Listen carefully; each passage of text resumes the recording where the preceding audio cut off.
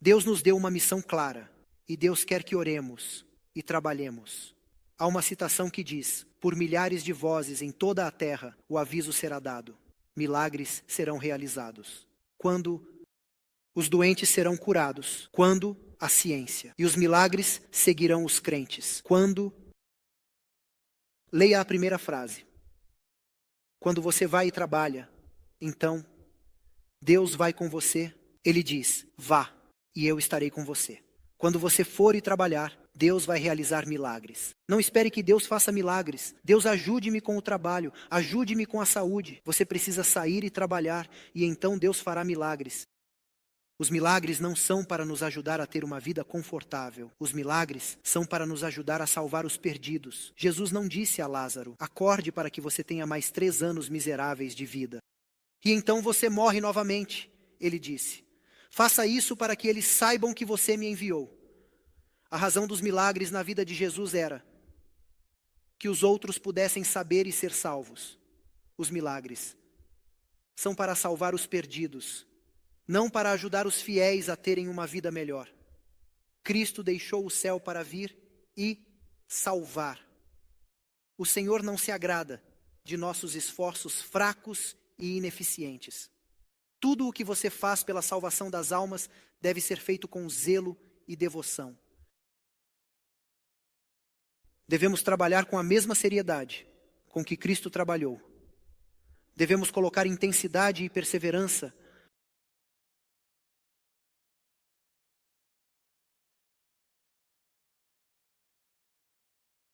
Eu acho que a igreja, que nos tornamos tão confortáveis e tão egocêntricos, que esquecemos que devemos dar frutos e tenho medo que Deus precise nos dar o aviso: Jesus está voltando.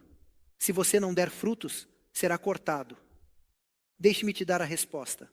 Aliás, há um versículo bíblico maravilhoso que você conhece. Toda autoridade me foi dada. Vá. Você não espera que eles venham até você. Você vai até eles. Jesus não disse para esperar que eles venham. Diga a eles: vá, e se você for, eu estarei com você sempre. Então,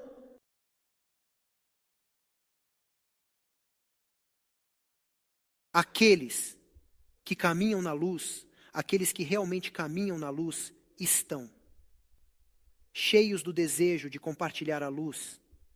Eles se tornam portadores da luz. O trabalho que os discípulos fizeram, nós somos chamados a fazer. Todo cristão deve ser um missionário. O Cristo, o Espírito de Cristo é um espírito missionário. O primeiro impulso de um coração renovado é trazer outros ao Salvador. Escutem, pessoal. Assim que você usa o que Deus lhe deu, Deus chama o anjo Gabriel e diz: Gabriel, venha aqui. E o anjo Gabriel vem ao pai e diz: sim, Senhor, o que você quer que eu faça? Você vê o Jimmy. Ele usou em fé todos os recursos que eu lhe dei, não 10%, 100%. Ele usou seu tempo, usou seus dons. Ele está totalmente focado em salvar. Não é egoísta, está desapegado do amor ao dinheiro e ao materialismo. Você vê o Jimmy. Eu quero que você dê a ele muito mais. Você pode confiar nele com mais, porque Jimmy não é egoísta. Jimmy vai usar isso corretamente. Você pode dar a ele ilimitado. Foque nele e abençoe-o e faça milagres. É seguro dar a ele. Você me segue. Ou Deus diz: você vê aquele cara ou aquele cara, não dê mais a ele. Ele é egoísta. Ele vai usar isso de forma errada. É assim que eu vejo. Não se trata de ser rico ou pobre. Trata-se de ser egoísta ou altruísta. Confiar em Deus ou não confiar em Deus. Esse é o ponto principal. Então, vou te dar um exemplo. 13 de março de 1964. Você ouviu a história de Kitty Genovese. Quantos de vocês conhecem a história de Kitty Genovese? Kitty Genovese. Dela vem a síndrome Genovese ou a síndrome do espectador. Kitty Genovese foi esfaqueada 102 vezes por um homem e 37 vizinhos estavam na janela assistindo enquanto ela gritava por ajuda. E um vizinho abriu a janela e disse: deixe-a em paz. E o cara correu, e então o vizinho entrou de volta na casa. E o cara voltou e continuou esfaqueando-a, e depois abusando dela. E cada vizinho, percebendo que havia tantos assistindo, pensou, alguém deve chamar a polícia. E ninguém chamou a polícia. Essa é a síndrome do espectador. Alguém vai fazer isso. Eu não preciso fazer. E ela morreu com 37 pessoas assistindo. E é chamada de síndrome genovese, ou síndrome do espectador. Quando você assiste e não faz nada. Deus está cansado. Da síndrome genovese na igreja. Síndrome do espectador. Deus espera frutos. Deus espera que nos tornemos sensíveis ao que acontece ao nosso redor. Então, como você se prepara? Não vou ler as citações porque são muitas. Todo verdadeiro discípulo nasce no reino como um missionário. Ouçam, pessoal, ou participamos da obra de Deus ou não temos nada a ver com Jesus. Não sei se vocês ouviram. Ou participamos da missão de Deus ou não temos nada a ver com Jesus. Não somos cristãos. Alô? Você ouviu? Aqueles que não agem não são cristãos. Ouça, deixe-me explicar agora. Em Mateus 24, Jesus fala sobre a destruição de Jerusalém e o fim do mundo. Você se lembra? Essas são nossas duas últimas pregações. E Jesus responde a resposta deles. A pergunta deles, falando sobre dois eventos diferentes. Destruição de Jerusalém e fim do mundo. E então, ele lhes diz como se preparar. E esta é a nossa resposta para hoje. Foca. Cuidadosamente, ele lhes diz como se preparar. Como você se prepara para a destruição do mundo, para o fim do mundo, para a segunda vinda? Como você se prepara? Você levanta os olhos e espera. Como você espera? Você não faz nada e espera, fica à margem e a síndrome genovese. Como você espera? E Jesus lhes diz como esperar.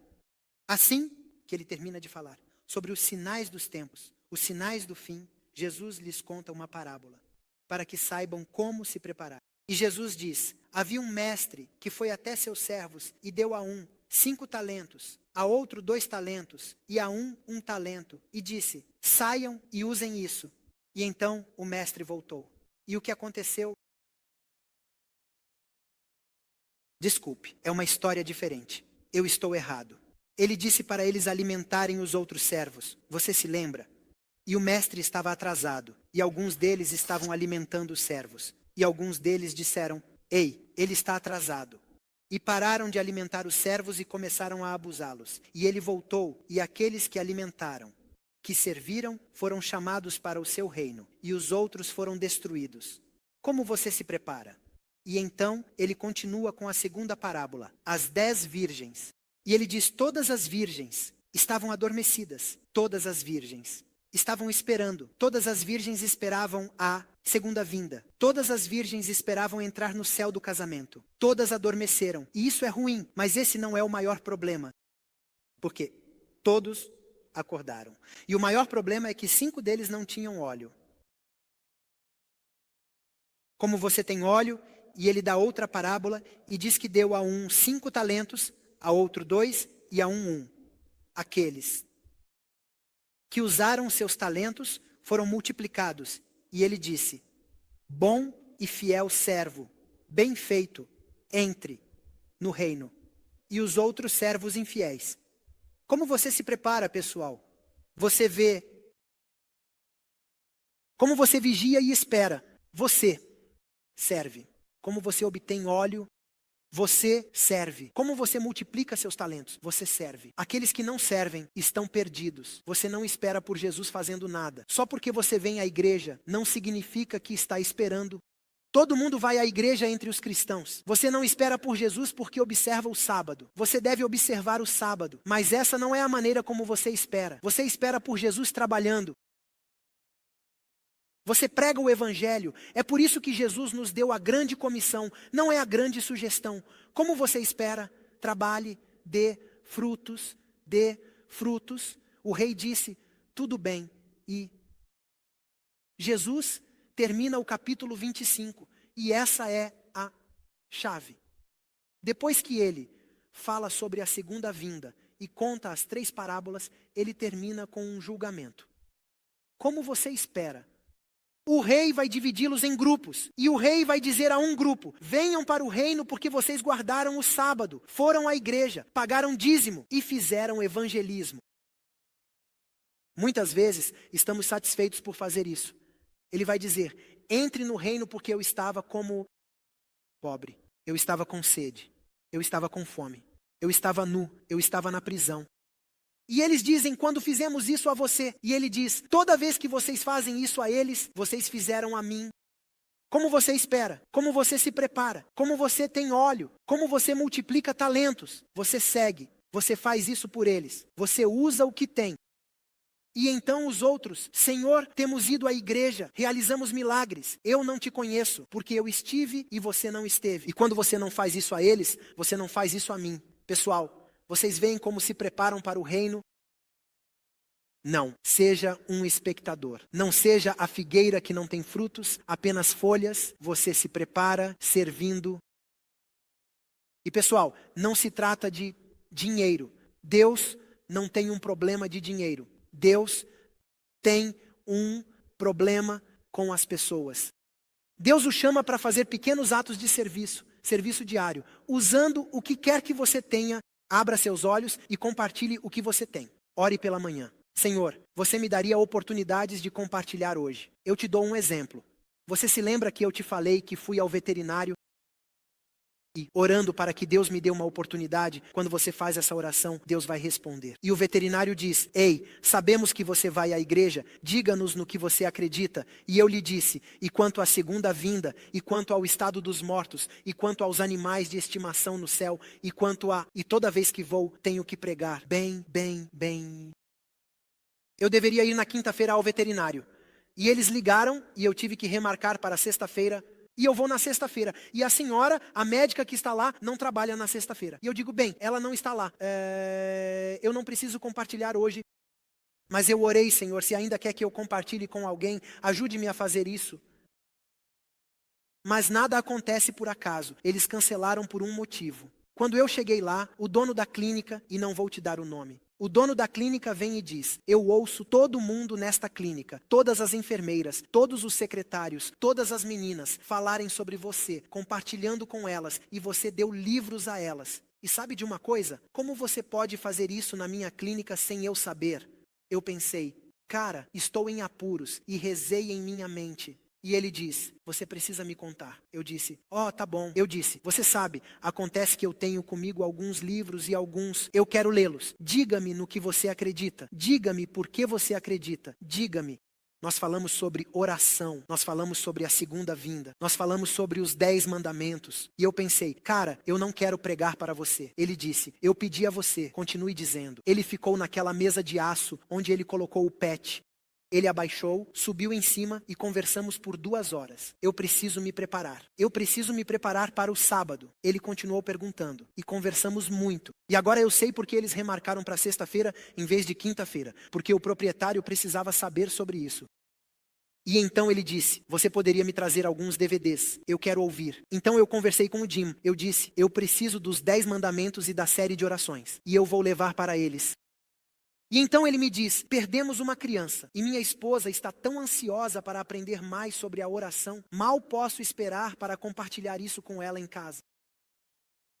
Pessoal, vocês apenas orem e digam, Deus, me use, e então assistam. Chandra, sinto muito, não temos tempo, mas me diga, você está compartilhando no trabalho com algumas pessoas, convidando-as para vir.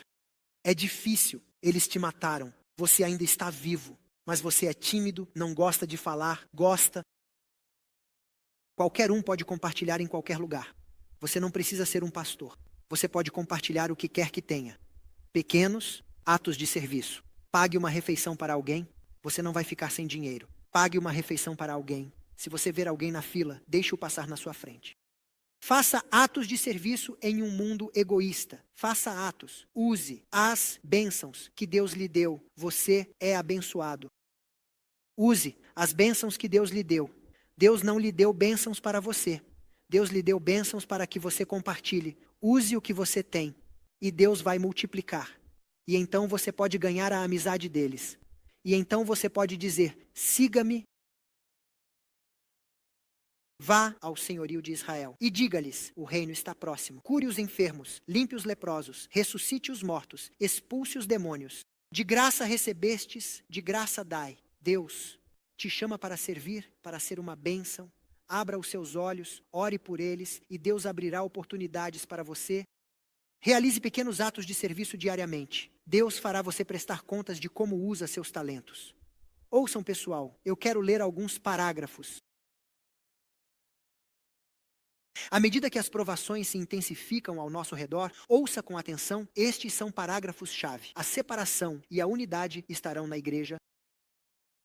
Aqueles que têm luz cinza, mas não a usam, se apagarão. Olá. Aqueles, até mesmo os adventistas, que se posicionam sob a bandeira de Satanás, o que ele diz aqui? Eu acho que você ouviu muito bem que aqueles adventistas do sétimo dia, que se posicionam sob a bandeira de Satanás, vão abrir mão de sua fé nas advertências e reprovações. A grande questão está tão próxima e a formação da lei do domingo vai eliminar aqueles que não foram santificados e aqueles que não receberam a chuva serôdia. Em breve, o povo de Deus será testado através de provações e a grande proporção daqueles que agora parecem genuínos vai se afastar. E se você continuar lendo aquele parágrafo, aqueles que não trabalham, que não usam os dons, serão cortados. Eles sairão. Haverá muitas pessoas entre nós que sairão. À medida que a tempestade se aproxima, uma grande classe que professou acreditar na mensagem do terceiro anjo, que são os adventistas, mas não foram santificados através da obediência. Eles abandonarão sua posição e não deixarão a igreja, mas se juntarão à oposição. Alguns foram abalados pelo caminho. Quem está abalado, ouça com atenção: os descuidados e os indiferentes. Síndrome de Genovese. Síndrome do espectador. Aqueles que não fazem nada ficarão para trás na escuridão. E seu lugar será preenchido por outros, por milhares que entrarão na igreja. Ouçam, pessoal. Muitos vão deixar as igrejas. Quem? Aqueles que não fazem nada. As pessoas que agem são pessoas que crescem. Quando você serve aos outros, você cresce. Quando você abençoa os outros, você é abençoado. E Deus pode te usar. Você é digno de confiança para que Deus te abençoe. Quando você não faz nada, eventualmente, você se tornará frio. Quando a perseguição vier, você viverá. Ouça. As fileiras quebradas serão preenchidas por aqueles representados por Cristo. Na 11ª hora, um grande número será admitido de volta para substituir aqueles que saíram. Deus usará maneiras e meios que não podem ser imaginados pelo nosso poder e nossa mente. Deus vai realizar milagres incríveis para terminar a obra. Com uma geração terminaremos a obra, mas Deus precisa purificar a igreja. E então, quando aqueles que não trabalham estiverem fora e aqueles que trabalham estiverem dentro, então poderemos terminar a obra. Uau! Ele levantará entre o povo comum homens e mulheres, e eles farão a sua obra. Em breve haverá um despertar que surpreenderá muitos. Aqueles que não perceberem, ouçam com atenção. A necessidade de serviço serão deixados de lado. Quem é deixado de lado, eu deveria ter sublinhado isso. Aqueles que não percebem a necessidade de serviço serão deixados de lado. Ouçam, pessoal, vocês querem que eu repita? Quem é deixado de lado? Como você se prepara? Você não se prepara fazendo nada. Você se prepara trabalhando. Aqueles que não percebem a necessidade de serviço serão deixados de lado. Isso é difícil. Senhor, ouça com atenção. Vamos lá, mova-se.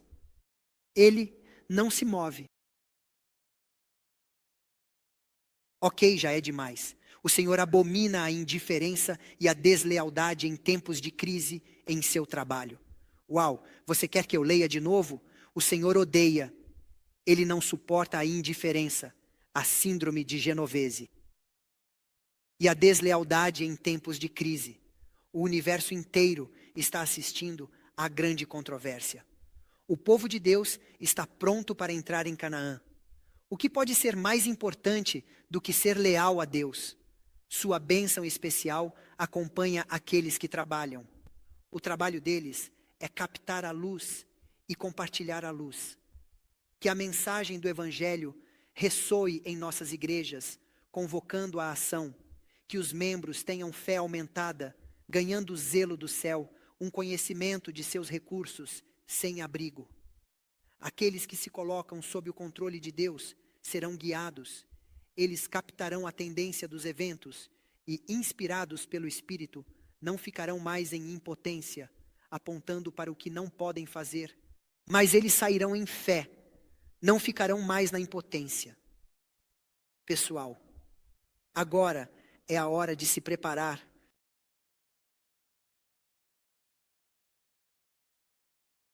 Vou pular para o final.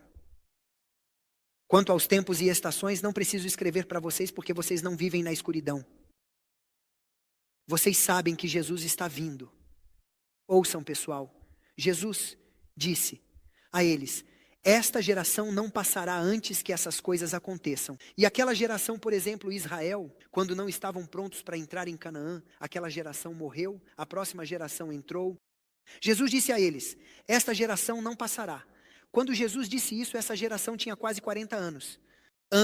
E Jerusalém foi destruída, aquela geração experimentou isso, e então Jesus falou sobre a segunda vinda, porque ele falou sobre duas coisas no mesmo discurso, sobre a destruição de Jerusalém e a segunda vinda. Quando ele falou sobre a segunda vinda, ele deu sinais em Mateus 24.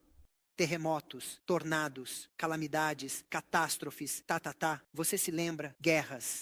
E então ele disse: haverá como as dores de parto, as dores do nascimento. Basicamente, isso significa que quando elas começarem a aumentar em intensidade e frequência, então Jesus está vindo. E então ele diz: essa geração não perecerá. Em grego, as pessoas dizem que ele fala sobre a geração da humanidade. Não pretendo que estou certo, mas acredito de forma diferente. Ele se refere a dois tempos diferentes. A destruição de Jerusalém, aquela geração, e o fim dos tempos, aquela geração. E ele diz, quando os eventos, as calamidades aumentarem como as dores de parto, aquela geração. Nós veremos isso. Você me acompanha. Bem, pessoal, sempre houve terremotos e calamidades. Mas a partir da metade dos anos 80, os gráficos não cresceram lentamente. Todos os terremotos, todas as guerras, todo o terrorismo, tudo, os gráficos têm crescido como loucos. De um tornado por ano, você tem 500 tornados por ano. De um incêndio por ano, você tem incêndios queimando sem parar. De um terremoto por ano, você tem 500 terremotos por ano. Você me entende? Desde meados da década de 80, 1986, por aí, isso explodiu e ele começou a ir por todos eles como as dores de parto. Não estou dando datas porque ninguém sabe a data, exceto o Pai, mas ouça com atenção. Jesus disse que quando isso acontecer, como as dores de parto, aquela geração verá a segunda vinda. Ouçam, pessoal, Jesus diz que quando vocês veem a figueira tendo folhas, vocês sabem que o verão está chegando. Vocês veem isso, sabem que o Filho do Homem está vindo. Não precisamos saber a data, mas sabemos que Jesus está voltando em breve, porque vivemos esses sinais. E nossa geração, você e eu, veremos Jesus. Uma geração significa 30, 40, 50 anos. É isso. Não será outra geração. Nós, em nossa vida, veremos Jesus. Como você se prepara? Você não se prepara apenas porque vem à igreja. Você se prepara quando vai e trabalha.